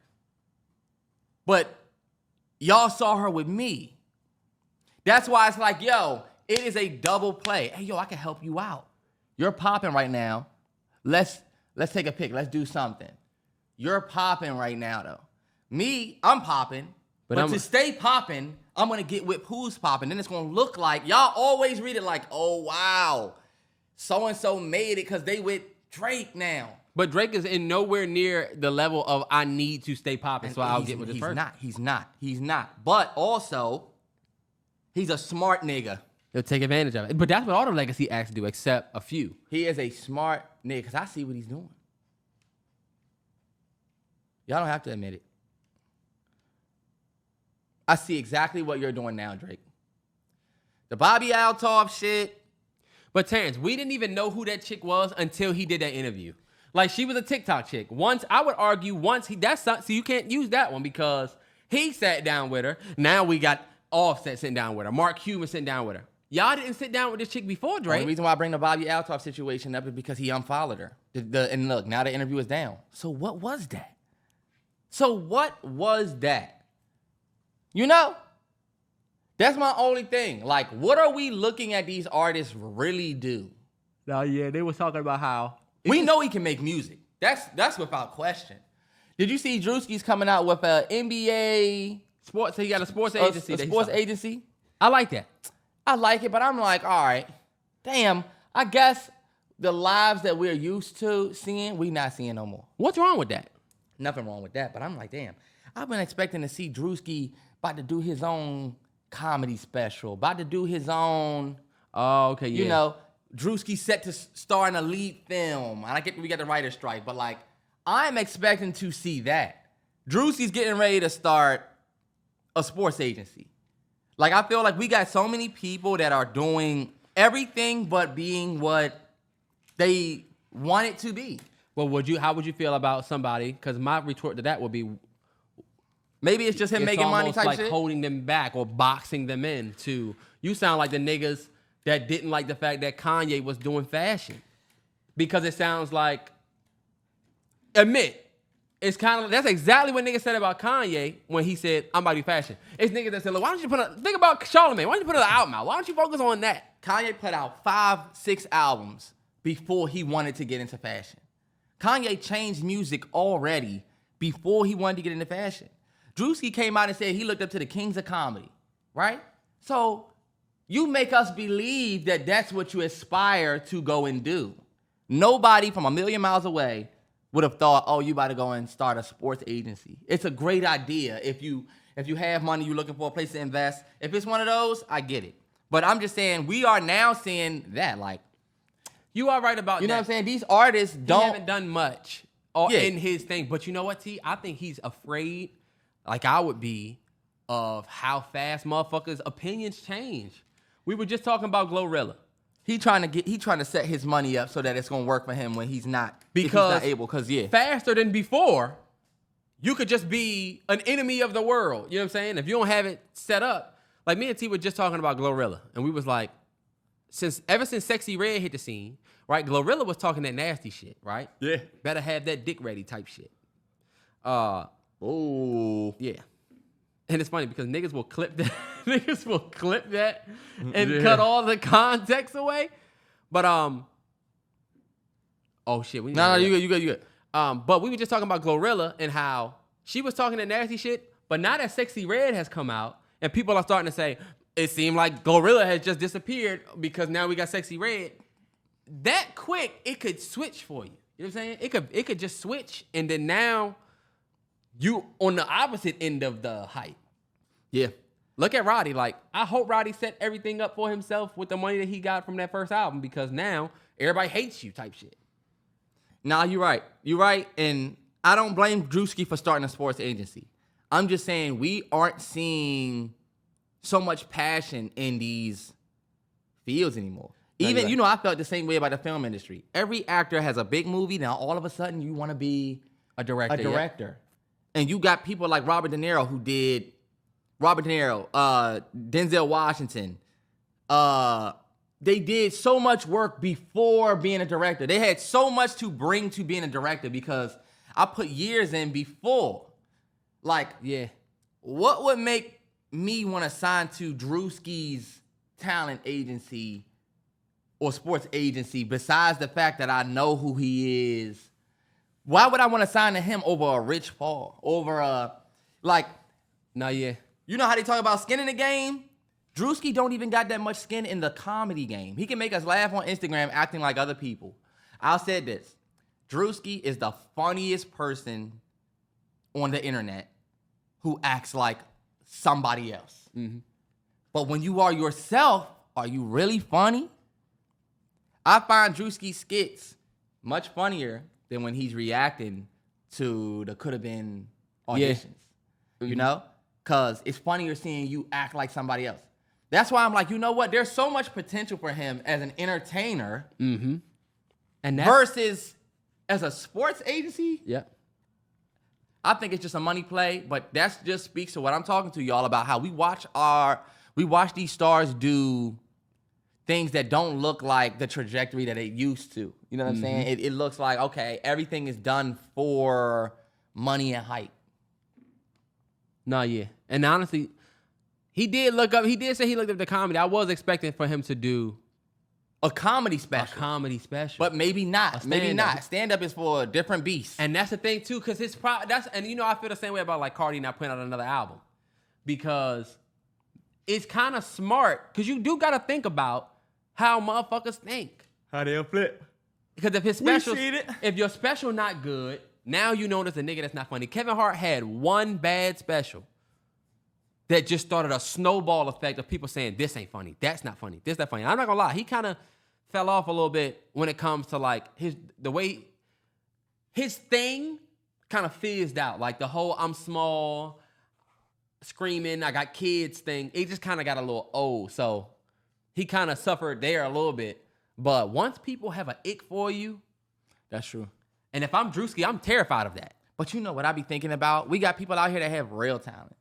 Victoria Monet. Did y'all see the video that she just put out? Victoria Monet? What'd she do? The little, I look good. First off, she paid homage to the South. Had the big T-shirts in the video. Go look at that video, the newest Victoria Monet video. Like, that's a real artist that everything she's put out since she came out has been good. Because she has that real talent. Look at Ella Mai. Ella Mai's album might not have did what the first album did, but when you go listen to it, she ain't lacking in no talent. Even like let's talk comedy. Dave Chappelle has got up there and low-key offended every group you could offend. Terrance, you know, but his talent keeps him on stage. But that's like bringing up Michael Jordan or LeBron. Like that's a complete anomaly. But that's Name the bad somebody thing. else. But that's the bad thing. We don't expect another Michael Jordan or LeBron no more. We don't expect people to have a natural talent anymore. Like you're saying Cardi B shouldn't put an album out. Why? Because we would finally see that she's not really that musically talented. I'm saying, no, I do agree. You got women that say Cardi raps better than Nicki. I don't think. I think her or that Cardi is one of the top. She always. Her feature run right now is low-key fire. She has been smoking shit all year. But what I will say is, it's not smart to put out a whole album because now you if this is going to work for you, why not keep doing this? Why put out an album just for people to say, oh, this album wasn't good? Look at Kendrick. If they keep saying that, but he just won Best Rap Album. The talent is there. Fuck what the niggas say. He won Best Rap Album, but see, that's the thing right there. You lose money based on what the niggas will say. Nowadays, when motherfuckers don't like you on the TL, that shit changed your life. Look at Roddy Ricch. The TL, niggas like to say, oh, it's just Twitter. No, it's not. That shit changed the whole trajectory of his career. That's because he paid attention to that shit. So, okay, so you put out an album. Niggas trash, and what you just supposed to not look at Ella Mai and Boot Up. She could have let that float. She could have let that float her career, but she had the talent to keep her career going. Once Jock Queets came out and stole my hit, basically, took half off my hit, she could have let that bury her career, but she had the talent to keep it going. She put another hit out. Like, and now, instead of saying, put another hit out, we just want to think about it. What you're doing for Roddy is you really low-key giving him an out. You basically saying, oh, whatever he do, y'all not going to like. Nah, if he put out something fire, people will like it. It just has to be fire. That's the bad thing. But Terrance, you even just said that the niggas didn't even listen to the snippet because people nowadays, the way they think is, I'm going to just say fuck this. That's true. But you also know why niggas didn't listen to the snippet. Like I said, he let that shit get to him. Niggas definitely don't form opinions for their own. You're right. It's a dangerous field out there when they don't like you. I get it.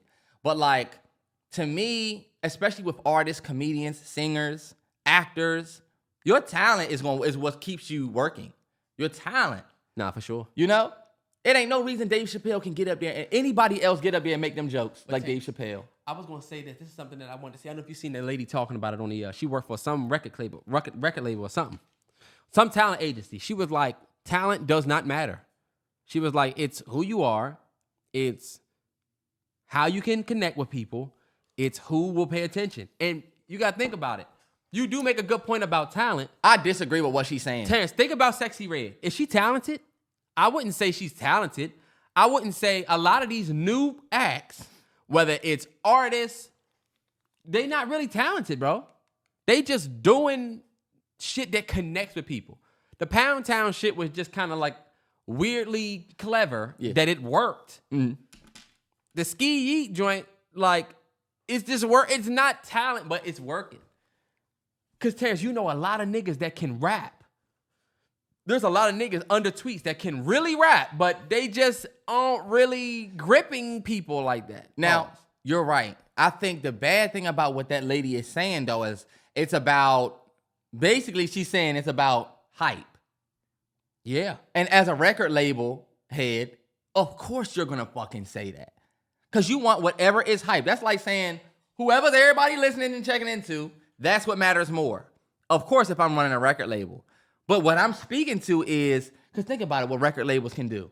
They give you a deal and then you're moved out of the way. You know how many niggas been signed to Epic? You know how many niggas been signed to Atlantic? You know how many niggas been signed to these record labels? Plenty. Not all of them are still signed, because as a record label, we can move you in and out. You know how many niggas was signed to Clutch Sports and they're not anymore? Because we can move you in and out when your talent does not stick around. Yes, let's pick up Sexy Red. Let's sign her right now. Guess what? Look at Glorilla. What y'all talking about Glorilla? Glorilla's talent has to keep her relevant. You have to put another hit out. You can't just say that because her last song that she put out was what? Tomorrow 2. No, it was the Slob on My Knob remix joint that didn't do well. Okay, well look, all right, bet. You can't. Her last big song was Tomorrow 2. You can't say that she haven't been able to have no hits. I mean, you had the Cardi joint. You had the Fuck Nigga Free joint. You had some joints before that.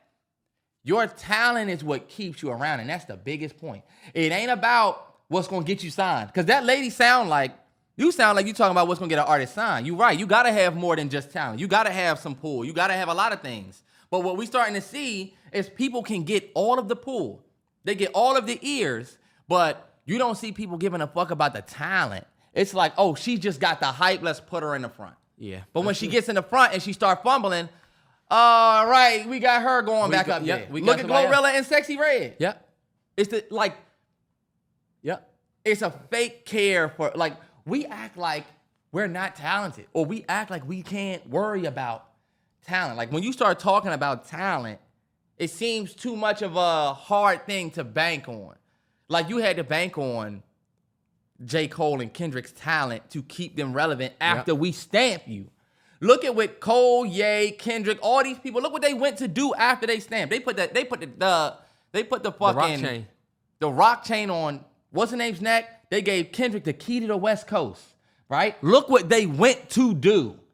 You know what I'm saying? After them joints. But you know the world is different now, Terrance. The world different. Like, niggas would not accept To Pimp a Butterfly today. They didn't want to hear Mr. Morale for real. I feel like that's the most ridiculous statement ever. But Terrance, a fact. Trey, you talking about these young niggas, like, but you acting like. I just feel like the way niggas talk crazy about The Pimp a Butterfly, like it's not one of the best albums of all time, and they've made it like, oh, if you're a white hip hop fan, you'll say this is the best album. Like, hold up, y'all, this shit was so fire. A lot of niggas turned it on, didn't really listen to it, didn't get what they want, and so they dipped out of it. You know what I'm saying? Because now niggas like Yeet and Cardi and these young niggas have changed shit to where you don't have, even though Thug started it, you don't have to say any of this have to sound like anything. I'm gonna piss a lot of y'all off with this. You've been on a little bit of a hot streak. You a hot Cheeto ass nigga.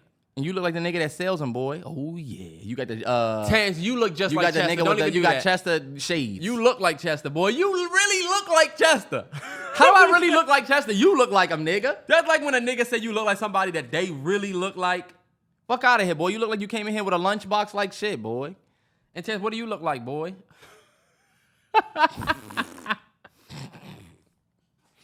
It's funny he pulled the picture up. But look, what was that? You What said was you was saying? gonna piss everybody off. Oh, all right, bet. A lot of y'all favorite rappers don't have a better album than To Pimp a Butterfly. All right, Or Good Kid, Mad City. Or Damn. Let's keep it a hundo. Right? Let's put it right here. And me and Terrell went back and forth. your favorite. Oh, what about Kanye? That's the only one. Oh my God. That's the only one that I would let you challenge. Because My Beautiful Dark Twisted Fantasy is perfect. But let's keep it 100. Did we not Good Kid, Mad City. Drake don't have a better album than Good Kid, Mad City. And I This fought is for coming Take from Care. the nigga that fought for Take Care. I know. This is insanity. I know. But let's keep it a hundo.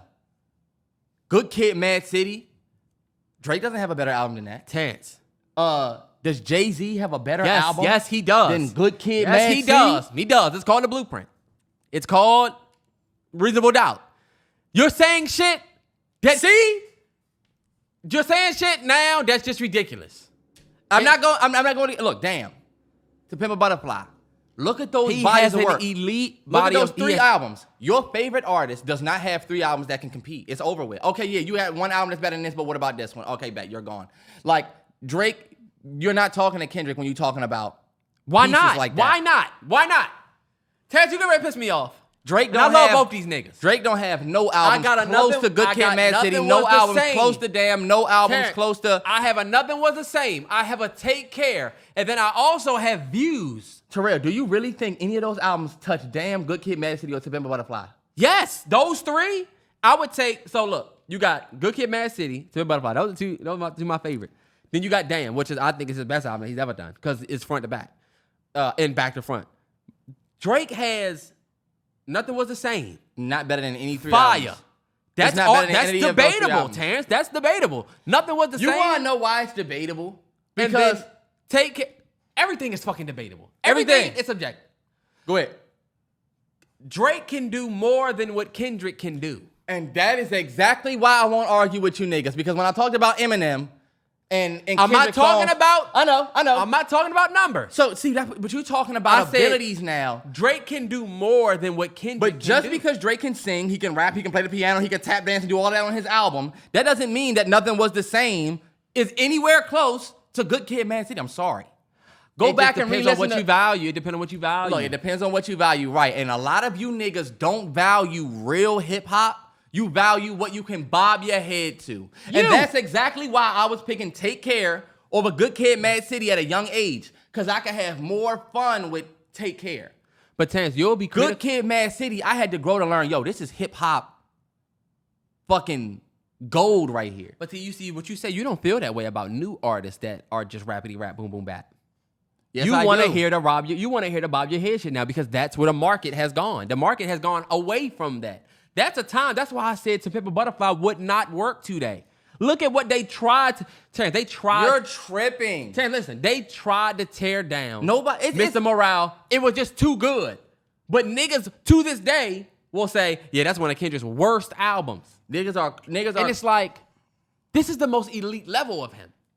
But this is the most elite level of this. Of hip hop. But Terrance, you also a fan of that nigga. Of Kendrick? Yes. So you also have bias. Y'all favorite artists, I don't give a fuck what y'all say. Y'all favorite artists are not putting out anything on the level of Good What Kid, am I- Mad City right now.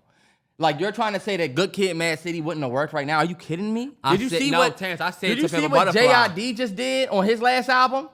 That was hip hop. That was good- That Good was Kid, Mad Highway City, yes. Robbery that he didn't get nominated for Best Hip Hop Album last year. It Not was yet. Highway Robbery. J.I.D. That's one of them ones. You see who they nominated over J.I.D.? Jack Harlow.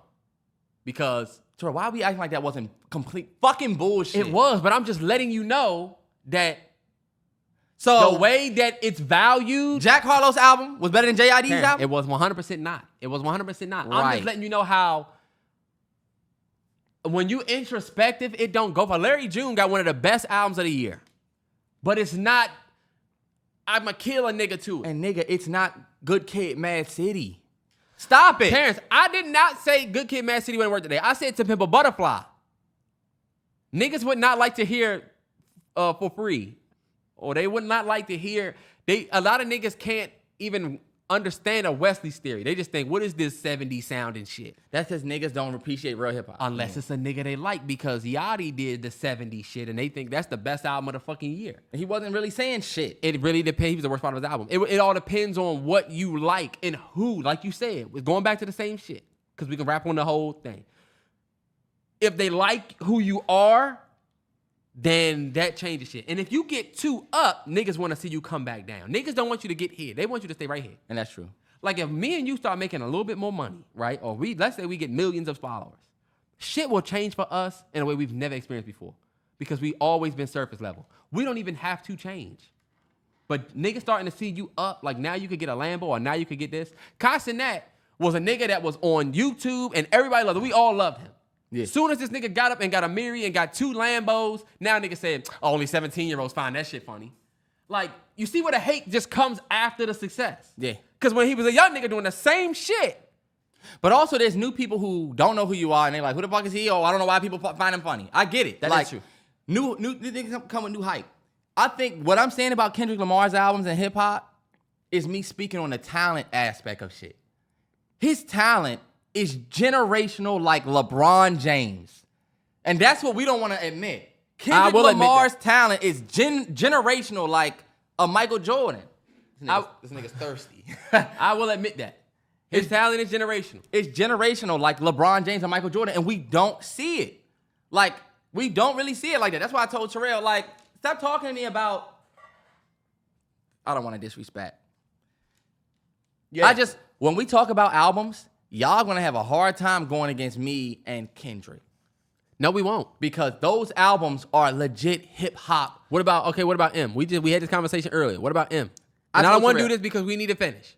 I told Terrell, Eminem does not have an album touching Good Kid, Mad City. True. He does not have a single album touching it. And for y'all that's gonna try to talk about numbers and record sales, we're not talking about that. It ain't that. But you know, a lot of people will say, are you kidding me? Curtain Call 2 sold that's the hit this album. many. Let me tell you. Eminem show. Marshall Mathers LP. Terrell. Those albums. Terrance, you not giving, see, you just such a biased nigga. Good Kid, Mad City more than just a collection of songs. Every fucking song is the Eminem album. It's literally like a piece of the nigga's life. It's not better than Good Kid, Mad City. Okay, so Reasonable Doubt. Reasonable Doubt is better than what? Good Kid, Mad City. Easy. And Kendrick would tell you it is.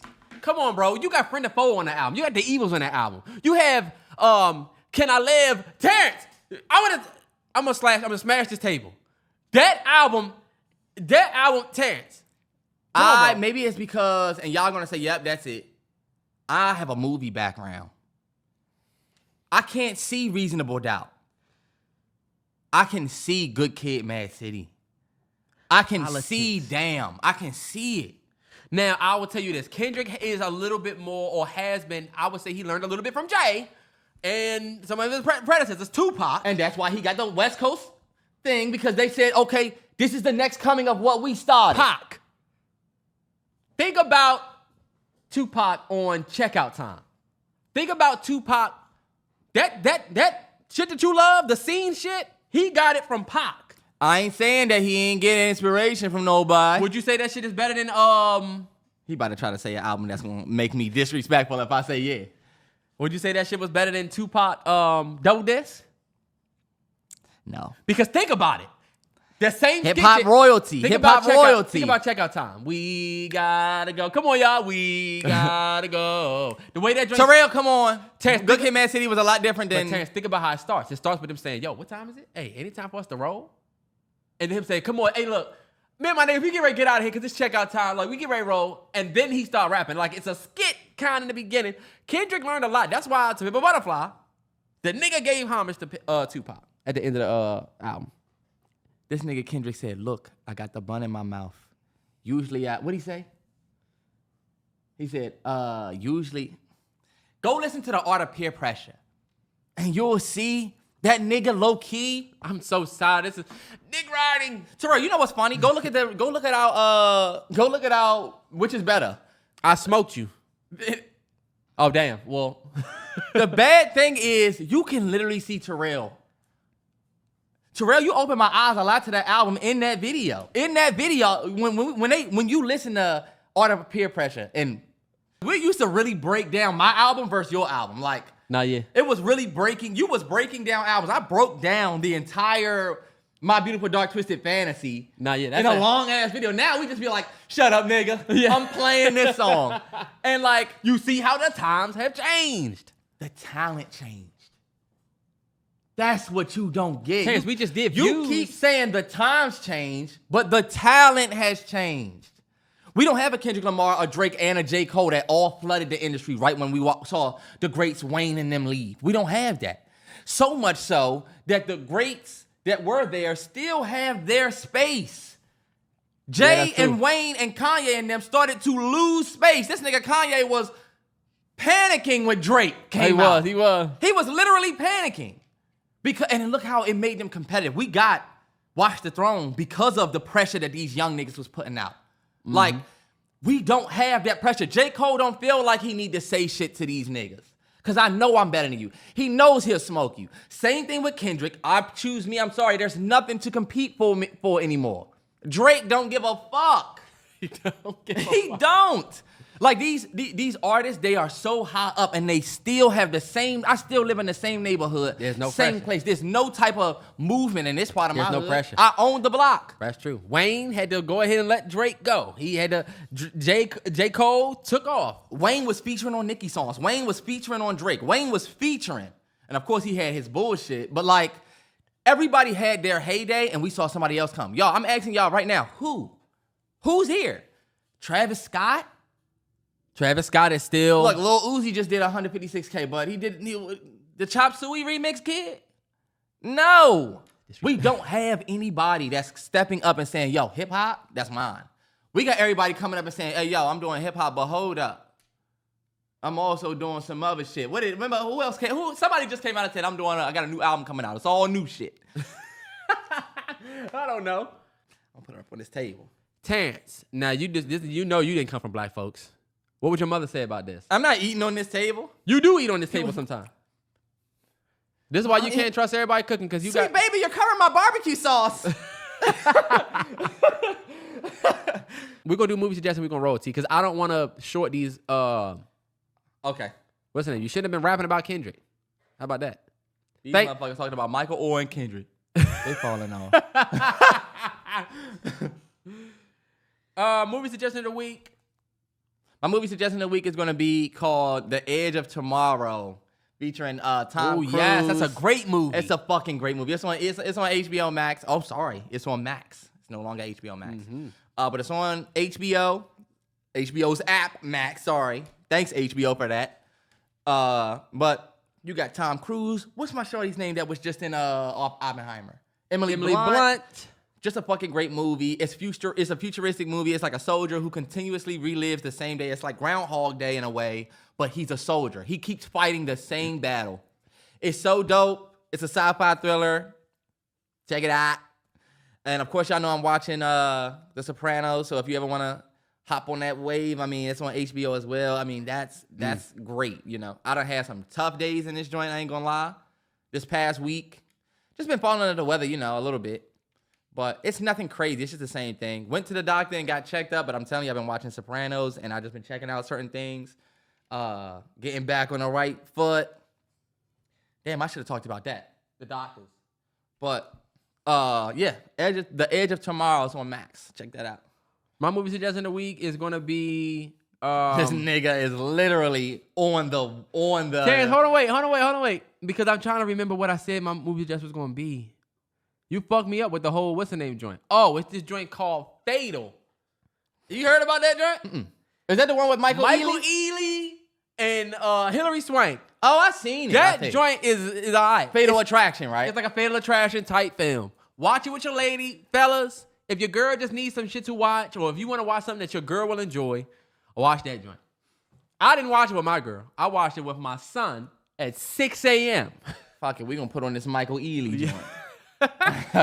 Look at Michael Ealy walking around. You can't even call him his name in the movie. His name is Nick in the movie, but we like, look at Michael Ealy getting cheated on. Look at Michael Ealy. Come on, run Michael Ealy. She came and slapped Michael Ealy and left. Because Hillary Swank is the one that he really in love with. He's really in love with Hillary Swank, but Brittany, it keep coming up because you don't know this actor's name. You know her actor's name. That's the bad thing about us. Yeah. But you know what, bro? I will say, having my son has changed my life in terms of like, I'll be sitting there scrolling on my TL and I'll just have him there. And you know how Twitter is. You might just see some ass or fucking out of nowhere. Yeah. And I'll see his eyes go to it and I'm like, hey, let me mute this motherfucker on this joint. You know what I'm saying? Yeah. That shit, that shit is the craziest like epiphany that I've had. I'm like, I have some disgusting shit on my phone that I would be ashamed for people to see. Push back if people saw this. But all right, y'all, Patreon. If you're waiting for me to do AOT, like y'all just heard, I got a new camera and I got a new tripod. Please leave me alone. I'm back. I already watched episode 1 of season 3, and I'm watching it in sub now because I could not find the season 3 in dub, and that shit is intense. And I'm gonna say it on the podcast, something that I think we should do. I think we should watch Invincible second season the same way you watch an AOT. Oh yeah, and do the reactions. 100%. 100. Let's get it. Because we love Invincible, and I know people are gonna be checking that out. Yeah, 100%. People are like, oh no, you guys should watch Inuyasha. You guys should watch Jujutsu Kaisen. I have a bunch of, trust me, I got a bunch of shit that I have to watch. I saw this dope ass anime, and I said, damn, what's the name of this joint? The name, I said, well, huh? What? It looks sweet though. Nah, I be liking the little joints. You ever seen like the movie joint be like Girl in the Sky? Mm-hmm. I think my girl like Spirited Away. Spirited Away. I want to watch that. I want to see that one. I haven't seen that. Look. If you guys are into that type of animation, I'm telling you, you should. What have I seen? The joint with the motorcycle. I saw that. That was dope. The joint that inspired Akeelah. Akira, yeah. I That's saw a classic. That. Yeah, that is a classic. You should get the movie poster. That would look dope up there. I feel like that's every single anime. Let's keep it on it. The animated, the anime voice actors, they get in a bag. They be killing it. That's why people told me to watch in sub for season 3. That was like, you gotta see the emotion. All right, and y'all. never forget anime niggas or anime folks. I used to watch and I have seen Berserk. So I'd like to say that I saw a real anime, yeah. A real anime. Berserk. That joint sounds like it was crazy. I ain't watching that shit yet. Y'all know that joint go nuts. I'm still trying to get over AOT. Terrance, find the drop so we can get out of here. Hey, look, y'all. Make sure y'all hold on, wait. Start it over. Nigga. The summer is coming to an end, but I don't think so. I think it's gonna stay warm. And I don't know. I'm still buying shit for the summer. Same. Y'all make sure y'all stay safe, man. Wear your mask if you go to the doctors. Them motherfuckers in there are sick.